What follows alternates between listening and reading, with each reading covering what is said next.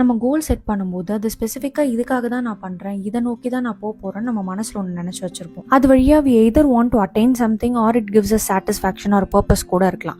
But அது மற்றவங்களுக்கு புரியணும்னு அவசியம் இல்லை. நம்ம ஒன்று புதுசாக எடுத்து பண்ணும்போது கண்டிப்பாக நம்மளை சுற்றி இருக்கிறவங்க நிறைய இன்புட்ஸ் தருவாங்க, ஃபீட்பேக் தருவாங்க. சில பேர் குறை மட்டும் சொல்லுவாங்க, சில பேர் ஜென்யூன் இன்ட்ரெஸ்ட்னால நான் இப்படி கஷ்டப்பட்டேன்ப்பா நீ இதை பார்த்துக்கோ அப்படின்னு சொல்லுவாங்க. ஆனால் only you know why you started doing it in the first place. வெளியிலேருந்து பார்க்குறவங்களுக்கு அது தெரியாது. அவங்களோட கோல்ஸ் அதோட நோக்கம்லாம் வேற வேற இருந்திருக்கும். அப்படி இருக்கும்போது நீங்க அவங்களோட இன்புட்ஸ் அண்ட் ஃபீட்பேக்லாம் எடுத்து பண்ணீங்கன்னா டிஃப்ரெண்ட் பார்ட்ஸ் எடுத்து டிஃப்ரெண்ட் டைரக்ஷன்ல போய் you will get lost eventually. ஒரிஜினலா நம்ம எதுக்காக இதை பண்ண ஆரம்பிச்சோம் அப்படிங்கிறதே நமக்கு மறந்துடும், அந்த விஷன் பிளர் ஆயிடும்.